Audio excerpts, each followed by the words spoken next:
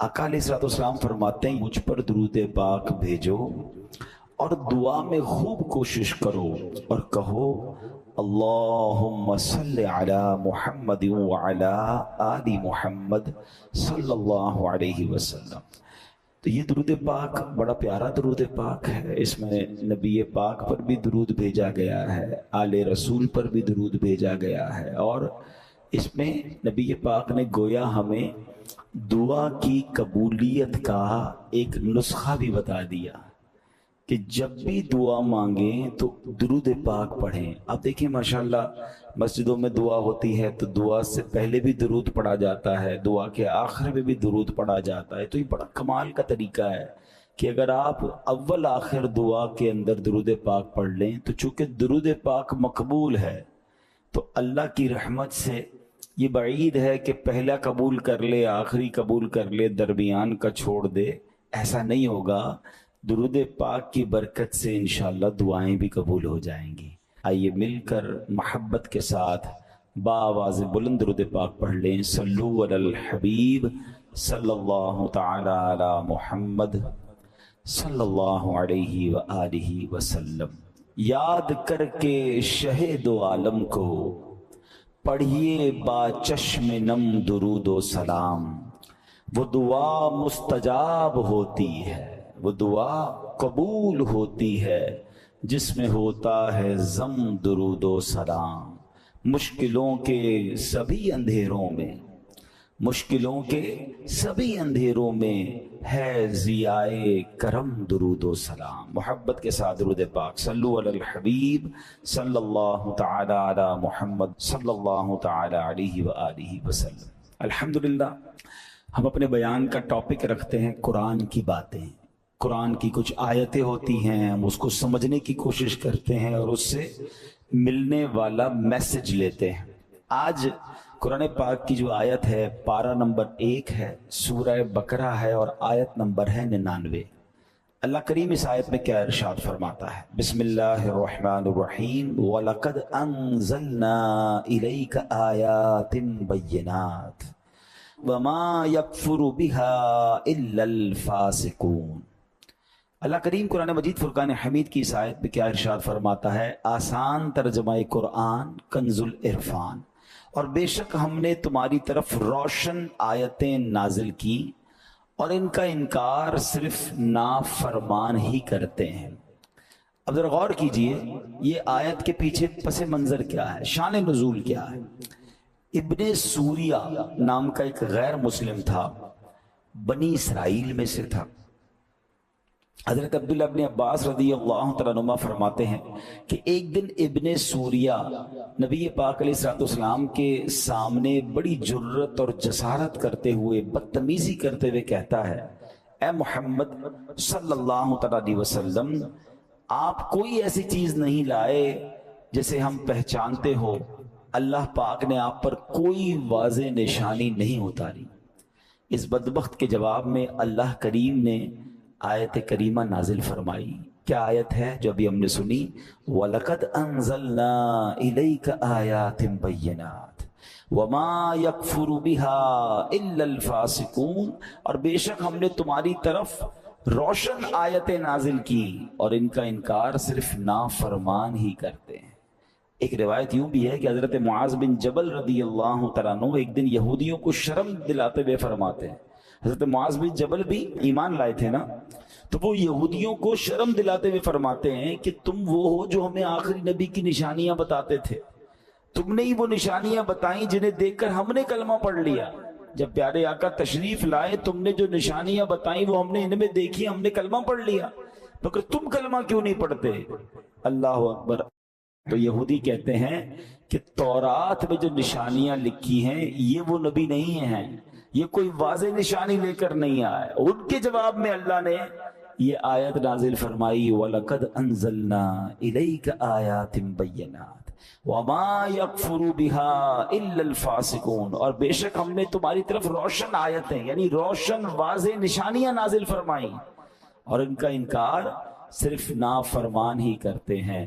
اللہ اکبر، ایسی واضح نشانیاں قرآن کہتا ہے جس کا کوئی انکار نہیں کر سکتا۔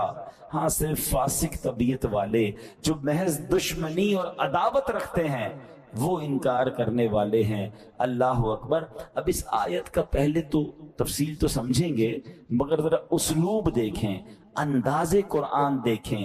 مجھے بتائیں نا، اعتراض کون کر رہا ہے؟ کفار کر رہے ہیں، یہودی کر رہے ہیں کہ نبی پاک پر کوئی واضح نشانی نہیں۔ اللہ کریم ان کو جواب نہیں دے رہا کہ اے ابن سوریہ یا اے یہودیوں تم جھوٹے ہو۔ اللہ اپنے حبیب سے گفتگو فرما رہا ہے۔ اس آیت قرآنی کا جو رخ ہے، جو مخاطب ہے، وہ کون ہے؟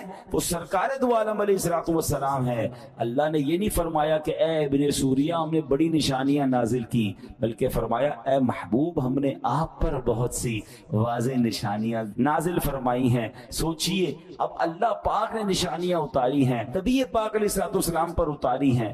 پیارے آقا تو جانتے ہیں کہ میرا ہاتھ بھی معجزہ ہے، میری نگاہ بھی معجزہ ہے، آپ جانتے تھے کہ میری زبان بھی معجزہ ہے، میرے پاکیزہ قدم بھی معجزہ ہیں، مجھے رب کائنات نے سر سے لے کر قدم تک سراپا معجزہ بنا کر بھیجا ہے۔ جب نبی پاک یہ بھی جانتے کہ پورا قرآن کریم معجزہ ہے، قرآن کریم کی ہر آیت جو ہے وہ کفار کے لیے واضح دلیل ہے، تو پھر جب اللہ پاک نے یہ کیوں فرمایا کہ اے محبوب ہم نے تمہاری طرف روشن آیت نازل کی، انکار کوئی اور کر رہا ہے، بتایا اپنے حبیب کو جا رہا ہے جن کو پہلے سے معلوم ہے کہ اللہ نے کتنی واضح نشانیاں مجھے عطا فرمائی، تو یہ کوسچن تو بنتا ہے نا کہ اعتراض کرنے والا کوئی اور ہے اور بتایا حبیب علیہ السلام کو جا رہا ہے۔ اللہ اکبر۔ اصل میں یہ بڑی محبت بھری بات ہے۔ جب غیر مسلم انکار کرتے تھے نا نبی پاک کا اور ان کی نشانیوں کا، تو اب پیارے آقا کے دل پر رنج طاری ہوتا تھا، آپ غمگین ہو جاتے تھے۔ تو سرکار دو عالم علیہ السلام کا جب دل پاک دکھی ہوتا تو اللہ کریم ابن سوریہ کو جواب دینے کی بجائے کلام اپنے محبوب علیہ السلام سے فرما رہا ہے، گویا یہ بتایا جا رہا ہے کہ اے محبوب علیہ السلام یہ بدبخت اس لائق نہیں ہیں کہ ان سے بات کی جائے، انہیں منہ لگایا جائے، آپ دل رنجیدہ نہ کریں، یہ جو بدبخت بکواس کر رہے ہیں یہ اپنے بد باطنی کا اظہار کر رہے ہیں، آپ رنجیدہ نہ ہو، اپنے رب کریم کی عنایتوں کی طرف نظر فرمائیے۔ اللہ نے تو آپ کو کیا کیا عطا فرمایا ہے، اب بات سمجھ رہے ہیں کہ وہ منہ لگانے کے قابل نہیں، آپ ان کی باتوں پر دل رنجیدہ کیوں کر رہے ہیں؟ اے محبوب تمہارے رب نے تمہیں کتنی واضح نشانیاں عطا فرمائی ہیں۔ کیا خوبصورت انداز ہے قرآن کا، کیا پیار بھرا انداز ہے۔ اور یہی بات مولانا حسن رضا خان صاحب اپنے پیارے سے کلام میں لکھتے ہیں، آپ لکھتے ہیں عجب پیاری پیاری ہے صورت کسی کی، عجب پیاری پیاری ہے صورت کسی کی، ہمیں کیا خدا کو ہے الفت کسی کی، کسی کو کسی سے ہوئی ہے نہ ہوگی، خدا کو ہے جتنی محبت کسی کی۔ اللہ کتنا محبت فرماتا ہے اپنے حبیب علیہ السلام سے۔ اب میرے پیارے اسلامی بھائیوں، اس بات کو ایک اور واقعے کے ذریعے سمجھے۔ ایک بار سرکار دو عالم علیہ السلام کہیں تشریف فرما تھے، آپ کے جسم اقدس سے خون بہ رہا تھا، جبریل امین آئے۔ جبریل امین کون ہے؟ فرشتوں کے سردار ہیں۔ آقا علیہ السلام کی بارگاہ میں آئے، کہتے یا رسول اللہ صلی اللہ علیہ وسلم کیا ماجرا ہے، آپ کے جسم اقدس سے خون بہ رہا ہے؟ تو نبی پاک نے فرمایا اہل مکہ نے ظلم ڈھایا ہے۔ جبریل امین علیہ السلام نے کہا حضور یہ جو سامنے درخت ہے نا ذرا سے اپنی طرف بلائیے۔ پیارے آقا نے درخت کو بلایا، وہ درخت زمین چیرتا ہوا نبی پاک کی بارگاہ میں حاضر ہو گیا۔ پھر فرمایا حضور اس کو واپس جانے کا حکم دیں۔ نبی پاک نے حکم دیا، درخت واپس جگہ کو چیرتا ہوا اپنی جگہ چلا گیا۔ جب نبی پاک نے اپنا یہ کمال، یہ معجزہ اپنی آنکھوں سے دیکھا نا، تو سرکار دو عالم علیہ السلام فرماتے اے جبرائیل میرے دل کی تسلی کے لیے کافی ہے۔ کتنا خوبصورت پیغام دیا گیا کہ حضور آپ درختوں کو بلائیں تو درخت آپ کی اطاعت کرتے ہیں۔ اس کا مطلب یہ کہ حضور آپ نے جو نیکی کی دعوت دی ہے نا اس میں کوئی کمی نہیں ہے، آپ نے حق ادا کر دیا ہے۔ قصور ان غیر مسلموں کا ہے، ان اندھے دلوں والوں کا ہے جو سمجھنے اور ماننے سے قاصر ہیں۔ اللہ نے تو آپ کو بڑے کمالات عطا فرمائے ہیں، تو یہ وہی انداز ہے کہ غیر مسلم انکار کر رہے ہیں، اور اللہ قرآن میں حبیب پاک سے فرما رہا ہے کہ بے شک تمہارے رب نے تم پر واضح نشانیاں اتاری ہیں، شاندار نشانیاں اتاری ہیں، تو انکار کرنے والے بدبخت ہیں، ان کا دماغ اور ان کا دل گندا ہے، اس لیے محبوب ان آیتوں کو، وہ ان نشانیوں کو ماننے والے نہیں ہیں۔ اے میرے پیارے اسلامی بھائیوں، اب یہاں نبی پاک علیہ الصلوۃ والسلام اور رب کا جو پیار ہے، اللہ کا اپنے حبیب کو دلاسا دینے کا جو انداز ہے، سبحان اللہ، مجھے ایک اور قرآن پاک کی صورت یاد آ رہی ہے۔ ہوا یہ تھا کہ جبریل امین علیہ الصلوۃ والسلام نبی پاک کے پاس وحی لے کر آتے تھے، تو اب ہوتا یہ تھا کہ کچھ دن تک جبریل امین نہیں آئے، کافی دن گزر گئے، تو کفار مکہ کو یہ پتا چل گیا کہ وحی نہیں آ رہی، تو بدبختوں کو بس موقع چاہیے ہوتا تھا نا، بھئی یہ تو مان لو کہ اللہ کے نبی ہیں، یہ نہیں ماننا، اس بات کا اعتراض کرنا ہے کہ اتنے دنوں تک وحی کیوں نہیں آئی۔ تو انہوں نے یہ خبر پھیلا دی کہ معاذ اللہ محمد علیہ الصلوۃ والسلام کے رب نے ان کو چھوڑ دیا ہے، ان سے ڈسٹنس کر لیا ہے، اب کوئی پیغام ہی نہیں آتا، اب فرشتہ ہی نہیں آتا، اس بات کو پھیلانا شروع کیا۔ اللہ اکبر، جب یہ بات پھیلائی تو نبی پاک تک بھی یہ بات پہنچ گئی کہ کفار ایسی باتیں کر رہے ہیں، تو اللہ کے حبیب علیہ الصلوۃ والسلام کے دل پر رنج گزرا۔ اب ذرا غور کریں، دل مصطفیٰ غمگین ہو، یہ رب کو کب گوارا ہے، تو اب نبی پاک کو دلاسا کیسے دیا گیا؟ اللہ اکبر، قرآن کی پوری سورت نازل کی گئی۔ اچھا، اب آپ ایک بات دیکھیں، آپ کا کوئی پیارا غمزدہ ہو جائے، آپ کا کوئی پیارا غمگین ہو جائے، بچہ ہو یا رشتہ دار ہو، آپ کیا کرتے ہیں؟ پہلے جا کر اچھی باتیں کرتے ہیں، اس کی تعریف کرتے ہیں، اس کو کوئی تحفہ دیتے ہیں۔ اب دیکھو نبی پاک سے رب کس طرح ارشاد فرماتا ہے، بسم اللہ الرحمن الرحیم، قرآن کہتا ہے وَالضُّحَىٰ وَاللَّيْلِ إِذَا سَجَىٰ۔ علماء کہتے ہیں وَالضُّحَىٰ سے مراد نبی پاک کے چمکتے چہرے کی قسم ہے، وَاللَّيْلِ إِذَا سَجَىٰ سے پیارے آقا کی کالی زلفوں کی بات ہو رہی ہے۔ اللہ اکبر، اللہ قرآن میں محبوب کے چہرے اور زلفوں کی قسم اٹھا رہا ہے تاکہ محبوب کی دل جوئی ہو جائے۔ وَالضُّحَىٰ وَاللَّيْلِ إِذَا سَجَىٰ، اب کفار کہہ رہے کہ رب نے چھوڑ دیا ہے، رب قرآن میں جواب فرما رہا ہے مَا وَدَّعَكَ رَبُّكَ وَمَا قَلَىٰ، اے محبوب تمہارے رب نے تمہیں چھوڑا نہیں ہے، نہ وہ تمہیں چھوڑے گا۔ اللہ اکبر، وَلَلْآخِرَةُ خَيْرٌ لَكَ مِنَ الْأُولَىٰ، اب انعام دیا جا رہا ہے، پہلے تعریف کر دی، پھر کفار کو جواب دے دیا، اور اب تحفہ کیا دیا جا رہا ہے کہ اے محبوب تمہاری آنے والی ہر گھڑی پچھلی گھڑی سے بہتر ہے، ہر لمحہ تمہارے ترقی ہو رہی ہے، ہر لمحہ تمہارے کمالات بڑھ رہے ہیں۔ اور اگلی آیت تو کمال ہے نا، اللہ فرماتا ہے وَلَسَوْفَ يُعْتِيكَ رَبُّكَ فَتَرْضَىٰ، اے محبوب ان قریب تمہارا رب تمہیں اتنا دے گا کہ تم راضی ہو جاؤ گے۔ کیسی آفر ہے کہ جو چاہیے وہ ملے گا جب تک راضی نہ ہوگے۔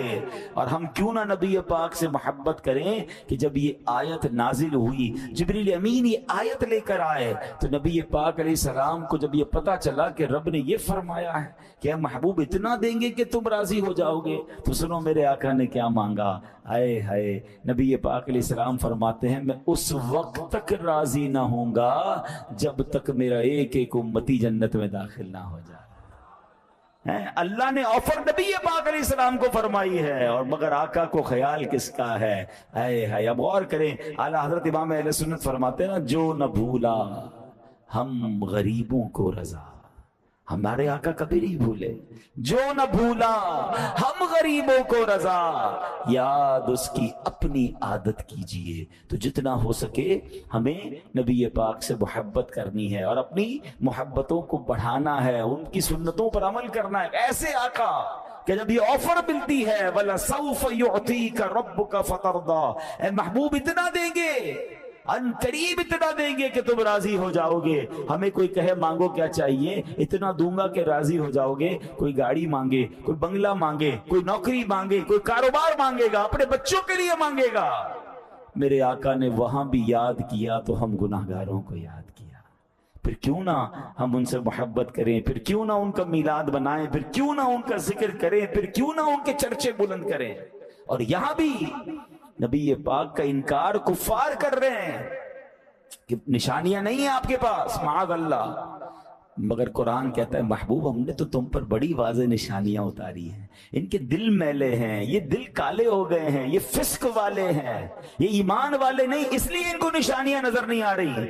آپ دل چھوٹا نہ کریں, آپ دل میلا نہ کریں. اللہ اکبر, کیا خوبصورت انداز سے قرآن اپنے حبیب علیہ الصلوۃ والسلام سے گفتگو فرماتا ہے. اب آگے سنیے, اللہ کریم نے دو باتیں فرمائیں. وَلَقَدْ أَنزَلْنَا إِلَيْكَ آيَاتٍ بَيِّنَاتٍ وَمَا يَكْفُرُ بِهَا إِلَّا الْفَاسِقُونَ. اس میں دو باتیں ہیں. اور بے شک ہم نے تمہاری طرف روشن آیتیں نازل کی اور ان کا انکار صرف نافرمان ہی کرتے ہیں. اللہ پاک نے محبوب پاک علیہ الصلوۃ والسلام سے جو فرمایا, پہلی بات کہ واضح نشانیاں تھیں, ایگزیکٹلی کلیئر نشانیاں تھیں. دوسری بات کہ واضح نشانیوں کا جو انکار کرتا ہے نا وہ فاسق ہوتے ہیں, وہ ایمان والے نہیں ہوتے. اب مثال کے طور پہ حضرت جبیر بن مطعم رضی اللہ تعالیٰ صحابی رسول ہیں. آپ نے فتح مکہ سے پہلے اسلام قبول کیا, مدینہ منورہ میں رہے اور وہیں آپ نے وفات پائی. آپ اپنے اسلام قبول کرنے کا واقعہ بیان فرماتے ہیں. کہتے ہیں غزوہ بدر ہوا, غیر مسلم قید ہو گئے تھے. میں ان قیدیوں کے بارے میں نیگوشیشن کرنے کے لیے, بات کرنے کے لیے مکے سے مدینے آیا تھا. یعنی کفار کی طرف سے نمائندہ بن کر کہتے ہیں میں مدینے گیا تھا. اب کہتے ہیں جب یہاں پہنچا تو مغرب کا وقت تھا. نبی پاک علیہ الصلوۃ والسلام نماز پڑھا رہے تھے. کہتے ہیں میں مسجد کے قریب گیا تو آپ کی تلاوت کی آواز مسجد کے باہر آ رہی تھی. تو آپ نے اس وقت سورہ والطور کی تلاوت فرمائی. ابھی میں قرآن پاک سن رہا تھا. اللہ اکبر, ذرا غور کریں, قرآن کلام کس کا ہے؟ رحمان کا کلام ہے عز و جل. اور زبان سے کس کس ادا ہو رہا ہے؟ محبوب رحمان عز و جل. اب ذرا غور کریں کہ وہ کیسا منظر ہوگا کہ اللہ کے حبیب قرآن پڑھ رہے ہوں, اللہ کا کلام پڑھ رہے ہوں. کہتے وہ آواز مجھے باہر آئی, ایسی آواز تھی میرے دل میں اترنے لگ گئی. اور اب وہ آیت تلاوت کی نبی پاک نے, ان عذاب ربک لواقع ما لہ من دافع. کہتے ہیں اس کا ترجمہ کیا ہے؟ بے شک تیرے رب کا عذاب ضرور واقع ہونے والا ہے, اسے کوئی ٹالنے والا نہیں. وہ کہتے ہیں ان آیات کو سن کر تو میرا دل ایسے ہو گیا کہ پھٹ جائے گا. اتنا مجھ پر خوف طاری ہو گیا, مجھے یوں لگ رہا تھا کہ میں یہاں سے قدم بھی نہیں اٹھا سکوں گا اور مجھ پر عذاب نازل ہو جائے گا. بس میں نے اسی وقت کلمہ پڑھا اور مسلمان ہو گیا. دل صاف ہو تو قرآن کی ایک ایک آیت اثر کرتی ہے. کہتے ہیں ایسی نشانی کہ ایک آیت دو آیتیں سنی تو دل بدل گیا. قرآن ایسا اثر رکھتا ہے. ارے دل پاک ہو تو قرآن اس طرح جا کر سبحان اللہ دلوں کو بدل دیتا ہے. فارسی کا شعر ہے نا, کتاب زندہ قرآن حکیم, کتاب زندہ قرآن حکیم, حکمت اولا یزال استو قدیم. یعنی قرآن مجید زندہ و جاوید کتاب ہے. اس پہ بیان کی گئی تعلیمات قیامت تک کے تمام مسائل کے حل کے لیے کافی ہیں اور بہتر بھی ہیں. سبحان اللہ. آج بھی جس کا دل نرم ہو, دل میں کچھ پاکیزگی ہو, آپ دیکھیں جب امام صاحب تلاوت کرتے ہیں, کوئی اچھے قاری صاحب تلاوت کرنے والے مل جائیں, قرآن سمجھ نہیں آتا مگر آنسو نکلنا شروع ہو جاتے ہیں, دل لرزنا شروع ہو جاتا ہے. رحمت کی باتیں ہوں, کبھی کبھی سورہ رحمان سنتے ہیں, حالانکہ ہر آیت کا مطلب سمجھ نہیں آتا, مگر جب فَبِأَيِّ آلَاءِ رَبِّكُمَا تُكَذِّبَانِ کانوں سے ٹکراتا ہے تو اللہ کی رحمت کا تصور بن جاتا ہے. اللہ اکبر. کبھی آنسو بہ رہے ہوتے ہیں, کبھی اپنے گناہ یاد آتے ہیں. ارے کون سی کتاب ہے دنیا میں ایسی کہ جو سمجھ نہیں آتی مگر دل پر اثر کرتی ہے, جو دل سے کنیکٹ ہو جاتی ہے. میں نے کئی بار بیانات میں یہ بات کی ہے کہ دنیا میں بہت ساری کتابیں آپ نے پڑھی ہوں گی. کئی لوگ بڑے شوقین ہوتے ہیں کتابوں کے, گھر میں لائبریری ہوتی ہے, کتابیں رکھتے ہیں. اچھی بات ہے, کتابیں, اچھی کتابیں پڑھنی چاہیے, مگر آپ کی جو فیورٹ کتاب ہو بتائیں نا کتنی بار پڑھ لیں گے آپ؟ آپ کہیں گے میں 2 بار پڑھ چکا ہوں اس کتاب, بہت پسند ہے 3 بار. آپ کو کوئی کہے یار 10-12 بار پڑھو نا، آپ کہیں گے کیا یار بور ہو جاتے ہیں، 3 بار پڑھ لی سب سمجھ آ گیا جو کتاب میں تھا، اب کتنی بار پڑھنی ہے؟ اٹ مینس آپ کی فیوریٹ کتاب بھی آپ 3-4 بار سے زیادہ نہیں پڑھ سکتے۔ اللہ اکبر، قرآن 1000 بار پڑھیں، ہر بار نیا لطف دیتا ہے۔ قرآن پرانا نہیں ہوتا، کوئی آپ کو نہیں ملے گا یار بچپن سے قرآن پڑھ رہا ہوں بور ہو گیا ہوں، معاذ اللہ، اگر ایسا ہے تو خود اپنے دل کا علاج کروائے، ورنہ قرآن تو ہر بار نئی تازگی دیتا ہے، زندہ کتاب ہے نا، اللہ کا کلام ہے، اور قرآن خود معجزہ ہے۔ اللہ اکبر، مجھے بتائیں دنیا میں کون سی کتاب ہے جو 6 سال 5 سال کا بچہ پوری یاد کر لے، اور وہ بچہ یاد کر لے جس کی زبان عربی نہ ہو، پنجابی، اردو، سندھی بولنے والا، بلوچی بولنے والا، افریقی زبان بولنے والا، یورپ کی زبان بولنے والا، جس کو قرآن سمجھ نہیں آ رہا مگر پورا قرآن، اچھا یاد بھی کیسے ہوتا ہے؟ زبر زیر پیش بھی صحیح یاد ہوتا ہے، پورا کا پورا قرآن محفوظ ہو جاتا ہے دل کے اندر۔ کیا ہے یہ ہماری آنکھوں کے سامنے ہے کہ کیسی نشانیاں ہیں۔ بات یہ کہ نشانیوں کو ماننے والا چاہیے، دل اب نہیں ماننے والا، غیر مسلم نہیں مانتے، ان کو قرآن سے کوئی اٹریکشن ہی نہیں ہوتی۔ مگر آپ دیکھیں کہ جس نے قرآن کو صحیح پڑھا، آپ کو پتہ ہے 9/11 کے بعد امریکہ میں سب سے زیادہ اسلام پھیلا ہے۔ کیوں؟ کیونکہ بہت پروپیگنڈا ہوا اسلام کے خلاف، تو لوگوں نے قرآن پڑھنا شروع کیا کہ قرآن میں کیا کیا لکھا ہے جو مسلمان ایسا کرتے ہیں، اتنی بری باتیں بتاتے ہیں ان کے بارے میں۔ تو ریسرچ جن لوگوں نے قرآن پہ کرنا شروع کی، قرآن نے ان کے دل پر اثر کرنا شروع کر دیا، لوگ کلمہ پڑھتے گئے، اسلام قبول کرتے گئے، اور ایسا ہی ہوتا تھا کہ اسلام کی نیگیٹیوٹی کو تلاش کرنے جو لوگ نکلتے تھے وہ کلمہ پڑھ کر مسلمان ہو جاتے۔ ایسا ہی ایک واقعہ مجھے یاد آیا کہ نبی پاک علیہ الصلوۃ والسلام کی شان ایسی ہے کہ قرآن میں بھی کوئی عیب نہیں ڈھونڈ سکتا، اور نبی پاک علیہ الصلوۃ والسلام میں بھی کوئی عیب نہیں ڈھونڈ سکتا۔